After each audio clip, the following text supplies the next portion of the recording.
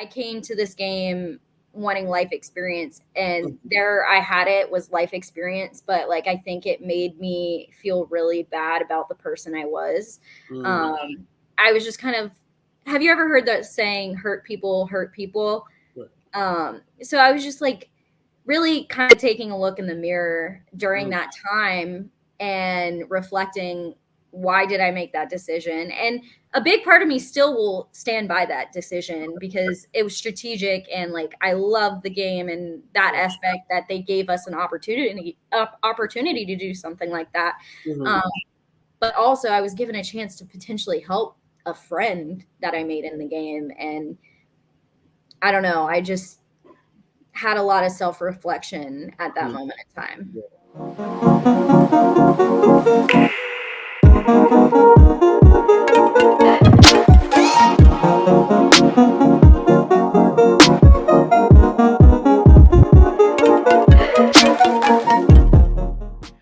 What's up, guys? We're back for a brand new episode. I am your host, Justin Stephen Ford, author of the diverse picture book, I See Me in the Background.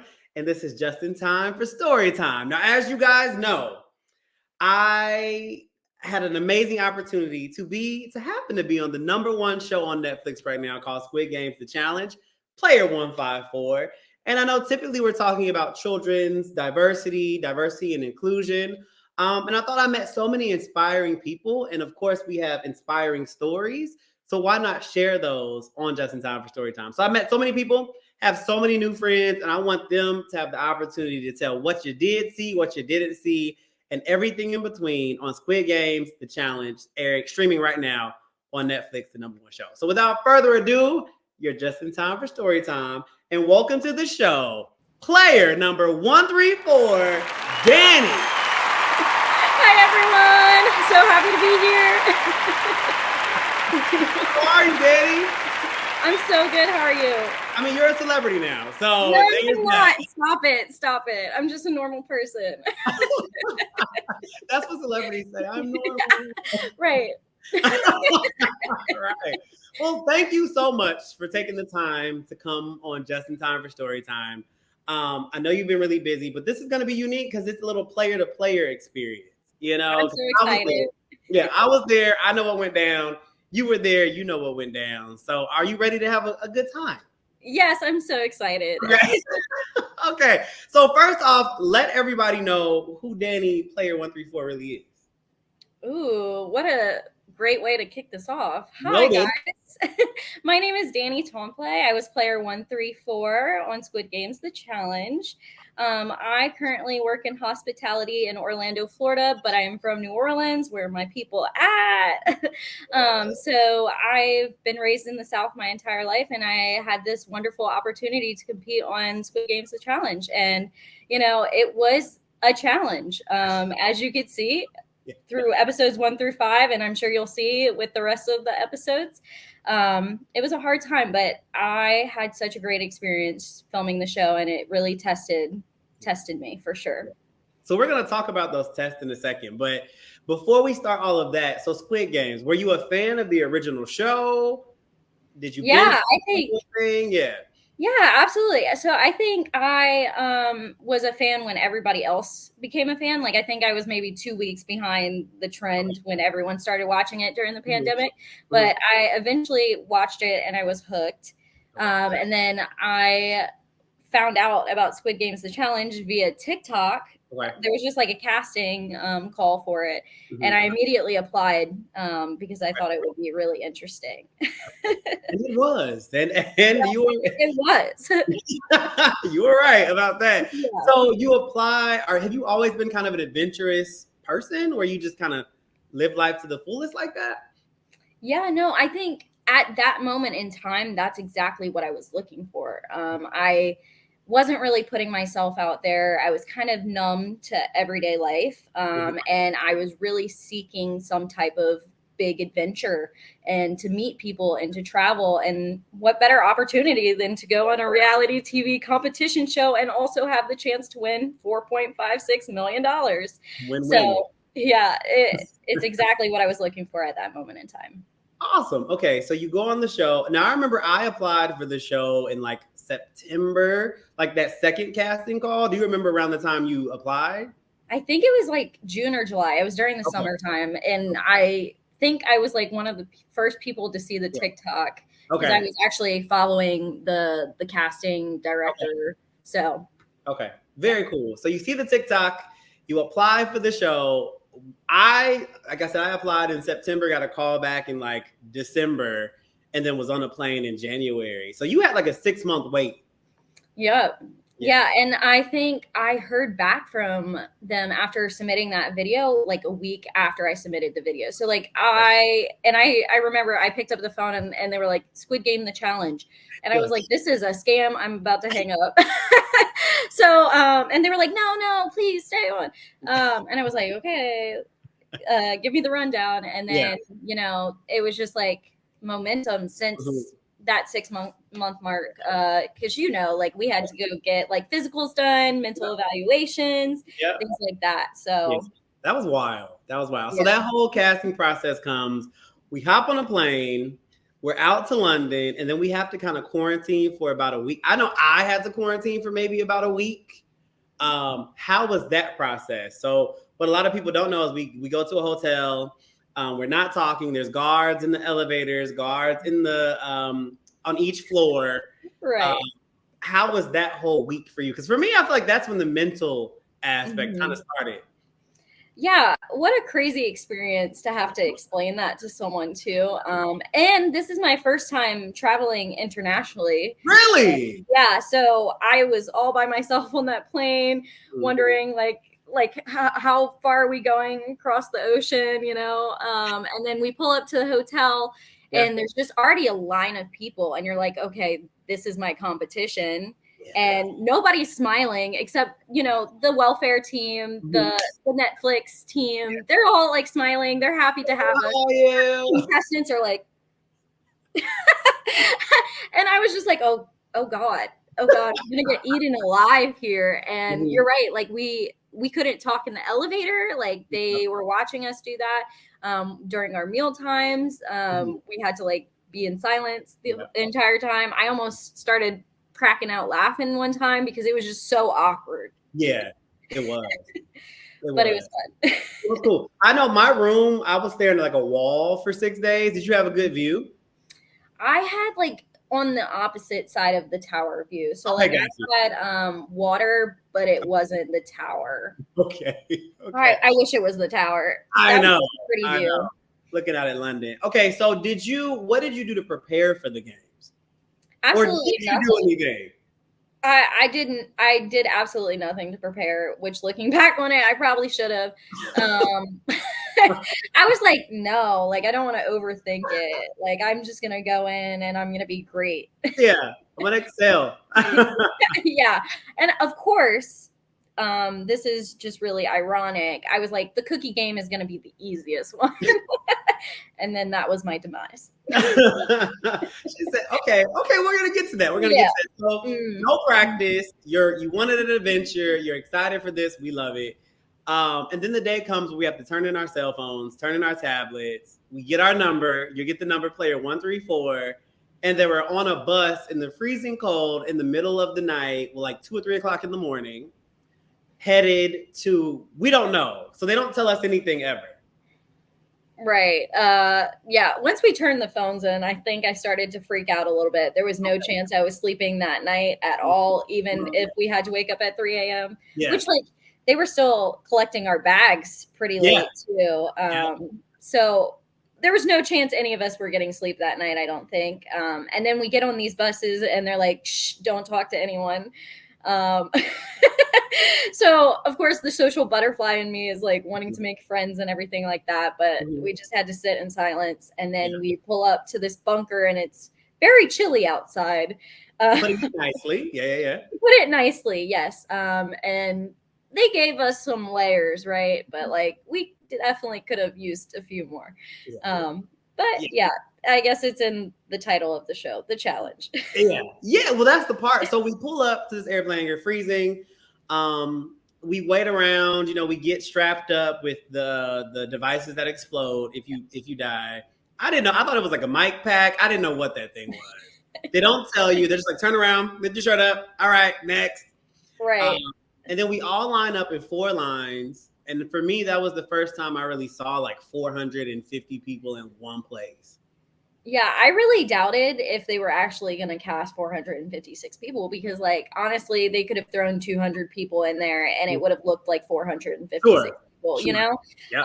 But they weren't lying because we lined up in numbers, right? Yep. Like 1 to 456. Yep. So they weren't lying about that. And it got really real. I was like, do I really think I have a chance of winning out of 456 people? And then I'm looking around and I'm seeing these like masculine guys and like Sam, who is like 6'7" tall. Like, I'm terrified. Yeah, TJ and Darius.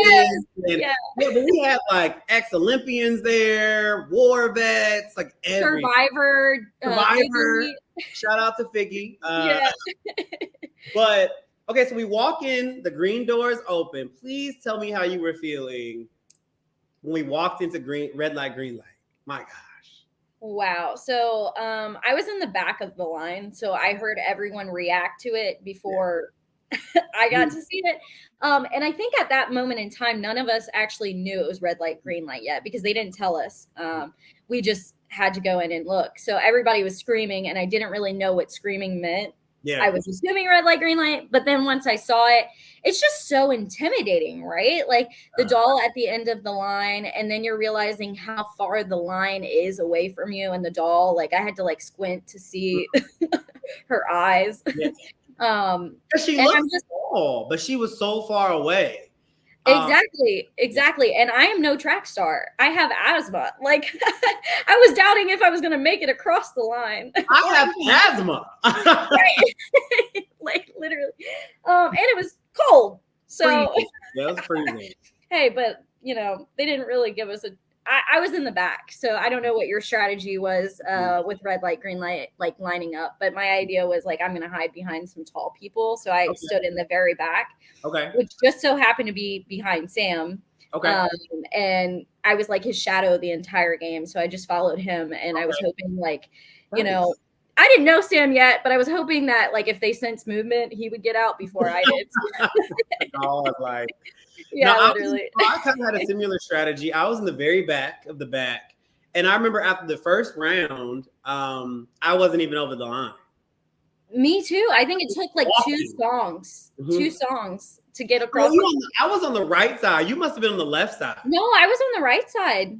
We were near each other then. Because I was around, Jada was near me. Okay. I was with Destiny. I was near Destiny and Sam for like the entire game. You were right because Destiny was ahead of me. Yeah. Destiny and I finished at the same time. Okay. She ran at the end there. Like I did too. I think she is like a former track star. Yeah. I think she told me that, and she did put that to use because like she was like slow at the beginning, and so like I passed her up, and I was like, Destiny, like I'm 4'10", like your legs are a lot longer than mine, and then at the end she put it into gear for sure. So let's talk about it because what I will say that the show is great. However, editing is real. And we see red light, green light happen in a matter of maybe 20 minutes. Right. Were we out there for 20 minutes, Dani? No, Justin, we weren't. I really wish we were out there for 20 minutes. We all thought. And I think they even told us like, oh, it might last like 2-3 hours. Was it 2 to 3 hours, Justin? No, it was 7 to 8 hours. Right. So when that girl, you see that girl in that squat position, she wasn't holding that for 3 seconds. She had to hold that position for maybe up to 30, 40 minutes. So between rounds, we had to hold positions for 30 to 40 minutes. Right. So # justice for squat girl. Yeah. Justice for squat girl for sure. Yes. Right? But yeah, so we start. I remember the first round, they're like, hold the position. And I'm like, oh, it's going to change any minute. 20 minutes go by, 30 minutes. And I was like, oh, I have to change up my strategy. So what was your strategy? I like I said, I stayed in the back and I was like, I don't want to rush anything. So I definitely went slow and I was walking at the beginning. But like, I think once we got like halfway and you realize like half of the time had dwindled down, you're like, okay, I need to start running. And also you're so cold that you just want to go take a hot shower or drink something or go use the restroom. So you're like, okay, let me get out of this place. So let me run. 7 hours later. I did start running later. Yeah, I remember I started off slow because I needed to like get my bearings first. Let me see how long she sings for. I don't need to be first out the gate. But I initially counted myself out completely. Really? I was like, oh, I can't do this. I walked in there. I was like, I can't do this. You even see me walking around in the back before it starts. So I was like, at least I got to participate. Right. And then eventually I got halfway and I was like, well, maybe I can do this. 3/4 way. And I was like, I have to do this. And I learned so much about like mental strength. Right. Can I ask, I know this is your interview, but can I ask like what was going through your head like during the competition? Because like I'm seeing like all these people talk about like what helped them get through it. Yeah. And like I think back to the time that I went. So like I would love to know what you were thinking. Yeah. So for me, it was a matter of my body had checked out maybe an hour in, an hour and a half. Body is numb, not feeling anything.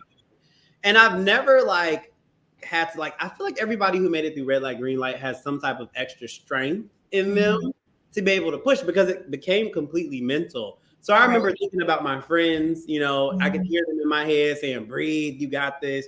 I have anxiety sometimes. And so I was like practicing like breathe in for 3, blow out for 5. Like, but then you're trying not to breathe too hard because you're trying not to get blown right. But I definitely called on like all of my like friends and like just people.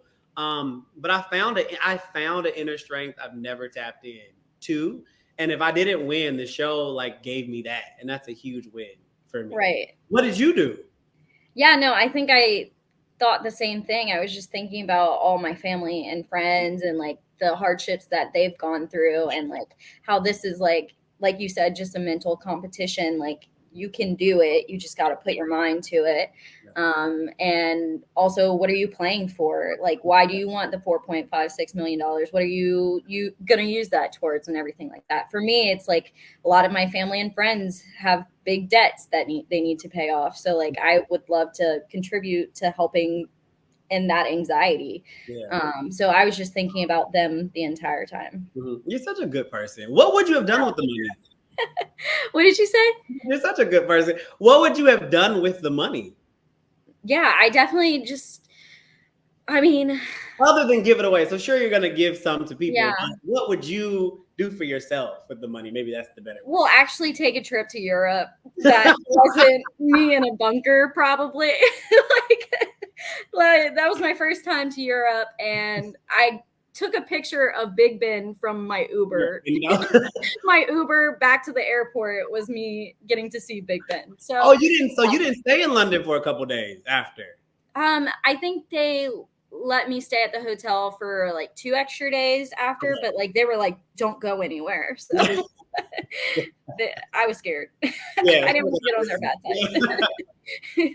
Okay, so we get through. Now, the cool thing for me that I found is even though this was a competition, we were all next to each other, you know, like side by side in this and supporting each other. Did you find that like, even though these are strangers, you guys started to support each other to get over the line? I mean, it started as early as red light, green light for me.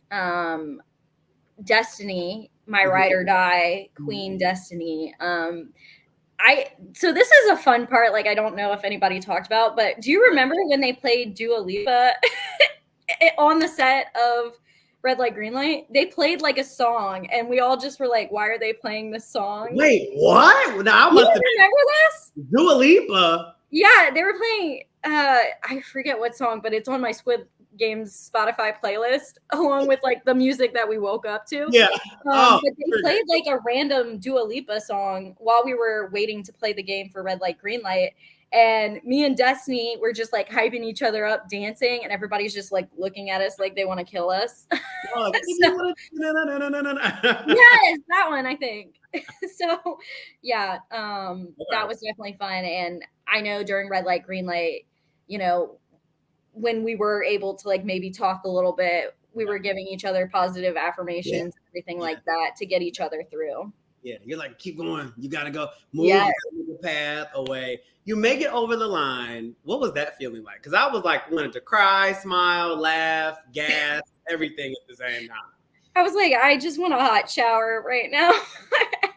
But then I also was just like, damn, I did that. Yeah. Damn, I did that. Like, and it's just like thinking about it, I don't think I've ever intentionally put myself into something that hard before. And knowing that I could get through that, it was just really powerful to know that, you know, you could have that mental strength, power or physical power too. So I just was really proud of myself. Proud of you too, Daddy. You're like, I'm pretty cool. Yeah. Yes. Okay, so you get through, you know, and we'll fast forward to we're back on the bus, and then we head to dorms. Again, we didn't know where we were going. Like, we're not sure what's happening. It's a lot of waiting, a lot of sitting, a lot of things like that. We walk into the dorms. How was your reaction for the first time walking into the dorms? God. Honestly, like, I blacked out a little bit. I was just so like freaked out. And then my immediate thought, because I was like in one of the first groups of people to go into the dorms, I think I was like the first person to claim a bed. I was like, oh my God, are these beds up for grabs? So I took off my jacket and ran. And I will claim the fact that I think that I got the best bed in that joint. Where was your bed? So like the back side of the dorms, like there was only 2 bunks, like one on the bottom and one on the top. And there was not a bunk on top of that one. I was on the top bunk of that one. So like nobody was above me and I only had one person below me. And then it was like in the corner so you could kind of see everybody. Was Destiny near you? Yes. Okay. So I know exactly where you were. Okay. Yeah. Okay. So I was like, that's my bed. Okay. So you have a good bed. You have a friend. It sounds like you're off to a good start. Gameplay, what was your strategy? So I think going into it, my strategy, and like you maybe hear me talking about it a little bit, was that like I just I'm a very small human. I think I come off pretty approachable because of that. That I'm super friendly and extroverted and things like that. And so like that was my strategy, just going in and being friendly. However, I think I underestimated the fact that you can get super overstimulated in a game like this. Like you're living with like 200 people and like everybody's talking and all you hear is like talking for 24/7. And, you know, people are playing the game. So they're coming up and playing like politician and being like, hi, I'm Dani. Yeah. And this is why I'm here to win and everything like that. It just gets exhausting. So there was a little bit of a change in how I decided to play. And at one point I just decided to sit on my dorm and just watch everyone, which was probably really creepy. Looking back on it, like somebody did come up to me. Did you ever meet Mully? Yeah, absolutely. Yeah. Mully came up to me in his like thick British accent and was like, you all right? Like you're looking really creepy. And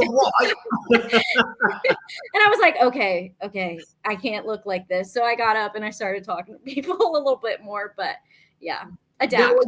Were you planning on entering the game like as yourself? Were you planning on like, I'll lie if I have to, I'll steal if I have to, or yeah. So like I grew up watching like Survivor and Big Brother, like these competition shows. So like I've seen like these huge strategic decisions and things like that. And so like when I was auditioning for the show, I was like, I will be cutthroat and like I have trust issues, so I'm not going to trust anyone. Like I was just playing like the hardball person. So I definitely came in willing to do like not a great thing for sure. Okay. If that makes sense. It makes sense. Did that change at all for you? Well, we saw I did a bad thing. It's controversial because I don't know if it was bad as much as it was strategic. So right. And so that's the difference. And I think that's why like I'm having a hard time with some of like maybe the hate I'm getting is because for me it seemed very strategic. Sure. And what they maybe don't show 100% is like how likable of a character player 200 was, Sure. and like how he was the one that like started singing Dr. Rick happy birthday, and he's the one that like started like these dance parties, and like he was just talking to everybody, and so like everybody knew who he was. And I don't think maybe they showed that as great as they could have. And so for me, it was strategic in a sense of like, let me get out somebody that's super likable, because they're probably going to be like telling people things, and people are going to be listening to him because he's so likable. So there let's talk about it. So, we get in the dorms, we're all taking it in, everyone's singing Dr. Rick happy birthday, all of this good stuff. What you guys don't see are, this is not like 2005 where people have cameras on their shoulders. There's cameras like everywhere in these little black spheres, and you kind of forget they're there. Yep. There. And so what you see is you see real raw emotion. I will say I think they edited a lot out. So for context, you guys are not seeing a lot a lot. You're seeing very snippeted parts, but essentially you have a chore. So they call you into this chore, and it seems innocent, right? You're like peeling carrots, and we see how it plays out. You hear the announcement. What is your thought as you hear the announcement, like you guys are the first to do a test? Well, so my initial thought, because I have trust issues, is that I was like, because I think there was 3 or 4 maybe 2 or 3 chores that had happened before my chore. So my initial thought was everyone that did chores given this opportunity? Because am I going to like then rat myself out if I do something? Like they know that I just walked into this room to do a chore, So I immediately went into that mind space. And then after that, I was like, oh my goodness. Like I have a big decision to make, and I am scared. Yeah. So because like you're all talk, right? Like you're all talk, like in the audition tape and everything like that about how anything. And then you're actually given the chance to be cutthroat, and you're like, oh no, do I want to do this? Who do I want to be? So we see a part of the conversation. I'm sure the conversation was much longer than what we see. Right. But ultimately, what went into your deciding factor to eliminate versus save, or to give somebody a reward? Right. It was so early in the game. Like that was day 2 of us in the dorms, I believe. And I didn't know like everyone at that point. And to say like I trusted anyone completely, like I couldn't say that.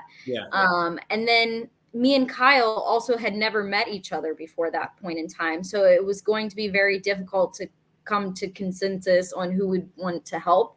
It would be easier for us to dictate like a common target, I guess. So I guess that was our mindset.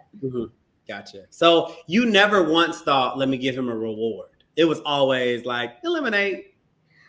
Initially, my brain went to eliminate because I love competitions and things like that. But then like we did talk about it. They didn't show it, but like we did talk about players that we would potentially help. Like I named Destiny, I named Courtney, I named some of the big muscly guys. I was like, maybe if I scratch their back, they would scratch my back. So like we did talk about that. But yeah, we ended up settling on eliminating someone. Yeah. So you make the decision, and did you feel good about that? That's hard to say because like you get so wrapped up in the excitement of playing games, right? Like for me, I grew up playing like board games and having game nights and things like that. And then like I've been obsessed with competition TV shows like my entire life. So like it's like you get so caught up in like the chance of like having like a game move.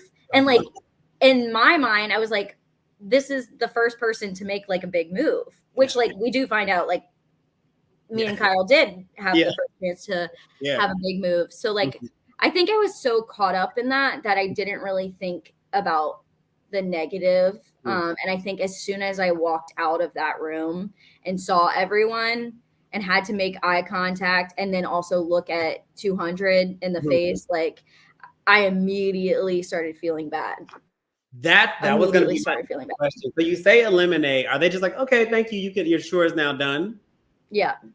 And then you go back out and we see you talking to some players and you're just like, oh my God, like who are they going to vote out? This is crazy. So did you know in your mind, like I have to act? Or were you going to tell people? Like what was your strategy? Because you know what you had just done. Me and Kyle actually like shook hands and said we wouldn't tell anyone, which I ended up telling Destiny, who was my ride or die, because I was just having such a hard time with it. However, what they don't show as well is that they told us that we couldn't tell anyone until after the elimination was announced. And so we did the elimination on day 2, but we didn't find out about who was eliminated until later that evening or maybe the next day. And so there was just a lot of time like brewing in that feeling of like, oh, I did a bad thing. And then I can't talk to anyone about it. And Kyle is not the most discreet, as we've seen a little bit. Yeah. But after it was announced, I literally had a mental breakdown, which like you don't see because I fortunately was able to like step away from the set a little bit. And the welfare team helped me out a little bit with that. And then when I came back, I pulled Destiny and I was like, I just wanted to explain like what I did, because also from your perspective too, like they don't show how big of a deal it kind of was. Like people were screaming, people were crying, people were saying vile things about me.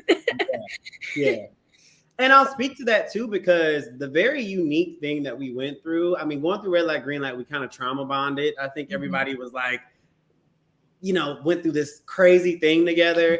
And I watch shows like Love is Blind, and I'm like, how do these people get so close in like 3 days, 4 days? We genuinely, all we had in there, no outside distraction, no sense of time, was each other. Right. And I think the beautiful thing about it is when you can see like humans being humans. Right. And connecting. I mean, I got closer to some people in 3 days than I did in my entire life. So when you eliminate it, and this is my perspective, when we were like, who would do that? Because we still didn't know who did it. They didn't tell us. But everyone was like, if I find that person, or why would they do that? And I was like, I don't know. I thought it was Figgy because I knew Figgy had done a chore. And I remember Figgy was right behind me when they announced it.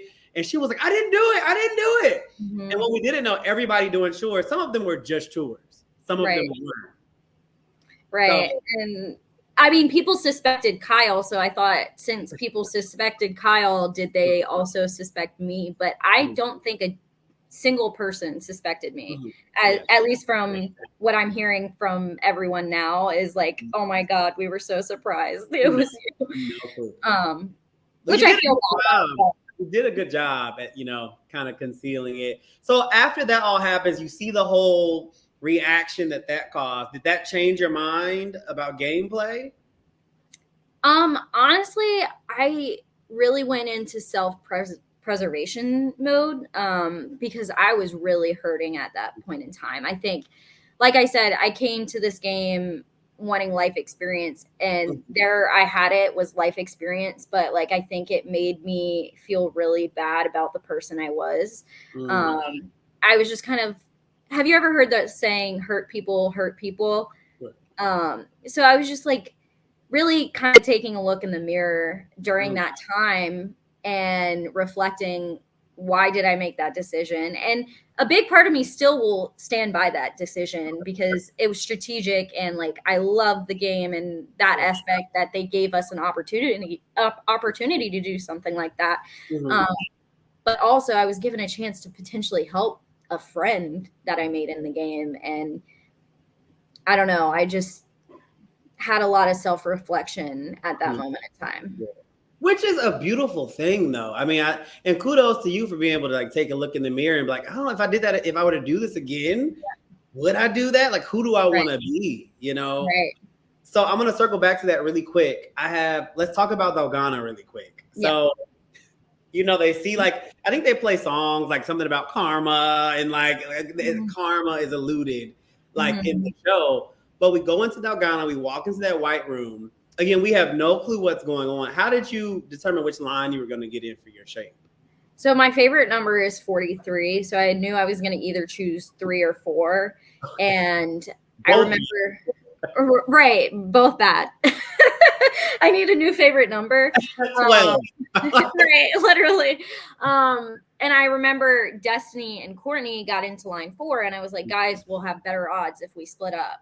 So I got into line with like Sam and Paola, and like all of them. And so we just wrote out in line number 3. And then when I found out that it was the star, I was like, oh, should have chose 1. Should have chose 1. So we go into the room. The set is ridiculous. Like literally a huge sandbox. Go playground. We go into the room. Did you have a you open your cookie. Did you have a strategy for that? So once again, I feel like I was maybe a little checked out at this point in time. And they even like cut to like see like you seeing me like walk into the room to do my cookie and everything like that. And I'm telling people like, you got this, like, and I could even see it in me rewatching it. Like I just felt a little defeated at that moment in time. And so like going into it, I was just kind of like, if I get out on this game, I get out. But like obviously I'm not quitting. Like that is not who I am. But I was just like very content if that's what would happen, because I believe in karma and fate. And so like when I saw the cookie, I was like, ooh, okay, I don't really have a strategy other than like spit and everything like that. So like I held a whole bunch of spit in my mouth and then spit it into I'm so glad they didn't show that because it was disgusting. Somebody's cookie was floating. I don't know who that was. It was. I hate watching that scene. Oh my God. Oh, it was bad. So did you get part of your cookie out before it broke, or what was the final thing that broke your cookie? Because what they don't see is like just the anxiety, you see people's hands shaking and people crying. That was the most real feeling. Right.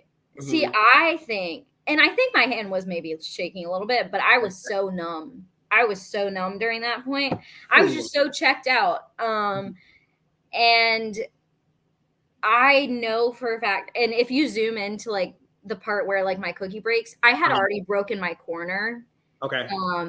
Just like very gradually, but like I think they would have probably caught me out even if I did finish the rest of my cookies. Okay. So I broke the corner and I was like, let me keep going, see if I could do it. But then when the middle crack happened, I was like, okay, that's it. And of course they had the cameras directly on me because of course, yeah, they see my downfall. So your cookie breaks, we're out the game. Was it, and you're back home now, right? So like, was it hard for you to adjust back into normal life? Because I struggled a little bit. Like I wanted to go back. Yeah, I think for me, initially when getting out, I kind of had a big like mental breakdown moment, but like in a good way. Like I don't want to say it like it wasn't something that needed to happen. Like I said, I felt pretty numb while I was in the game, and like numb before coming into the game. Like I was just kind of walking through everyday life, not really having a purpose. And so like what I've been telling people is like, I think this experience broke me in such a beautiful way. And it made me do a lot of self-reflection. And so when I got out of the experience, I like took 2 weeks, like off of social media, not talking to any friends. I didn't even tell my family I was flying back home. And then I kind of just wrote it out with them for 2 weeks and let them like nurture me back to health. And then I really started like engaging in everyday life. Like you see my cat in the background. That scared the crap out of me. Everyone say hi to Voodoo. But I started seeing a therapist, which was really good. And I really think like mental health is something that really needs to be talked about more and like needs to be focused on more, because it's super important. It's just as important as physical health, in my opinion. So I started seeing therapists. I started putting myself out there a little bit more, and building relationships and friendships. I started having new hobbies. Like I got into paddle boarding because I live in Florida and there's such gorgeous springs and everything like that. So yeah, I really just put myself out into everyday life. That just gave me like chills. It makes me so happy when people, like for me, because I also learned how strong I was, mentally and like what I'm capable of. And I think we might not have won the money then. Right. But I feel like some of the life lessons that we got life lessons that will last us way longer than $4 million ever will. Yeah. I agree with that. I agree with that. I don't think I would be as happy as I am in this moment in time if I did not have that experience. Yeah. And that's why I say I was broken so beautifully, because I needed to be to that like lowest of the low level to like be where I am today, Well said. Well said. So, one quick question. I'm gonna embarrass you for just a second. Oh no! On the show, you said your friends are getting married. Everyone's having a baby. Are you single? Oh. I am happily seeing someone right now, and they have really added a happiness to my life. Good answer. Good answer. Yes. So. Oh no! So many people are gonna stop DMing me now. That's awesome. Well, I'm very proud of you. You're a part of my Squid family, so I'm always here for you if you need anything. Yeah, I know. Squids for life. Yes. But, thank you for sharing your story. Thank you for being candid and open, and even talking about like some of your insecurities, on a national platform. And it's so beautiful to see that this has made you a better person, and that you took that time to grow and to just be the best you and to live your life authentically. And I think you won. You won. I think we both won, Justin. We won. I'm coming to Florida. We got to kick it. Yes. We have a group that are watching the finale together, so come on down. Cool. I'm going to come down. Well, thank you for coming on Justin Time for Story Time. Anything else you want to say to the people? Take care of yourself. Treat people with kindness, and give yourself the same kindness that you give to your friends and family. It's super important. Yeah, well said. And this is TV, guys. This is not real life. Yes, it's just a game. It's just a game. I mean, even though I went through it and learned a lot of things, it's just a game. It's just a game. And the reality is just a game. All right. Well, with that being said, I'm Justin Stephen Ford, player 154. Dani, player 134 in the house. Where can they find you? At Instagram at Dani.Tomplay. I love how you looked at it. Like, that's it. I was like, I don't even know. But until next time, check out some of the other player episodes. Dr. Rick, Spencer, they're giving us exclusives about what happened. Thank you so much, Dani. Until next time, we'll see y'all later. Bye, guys.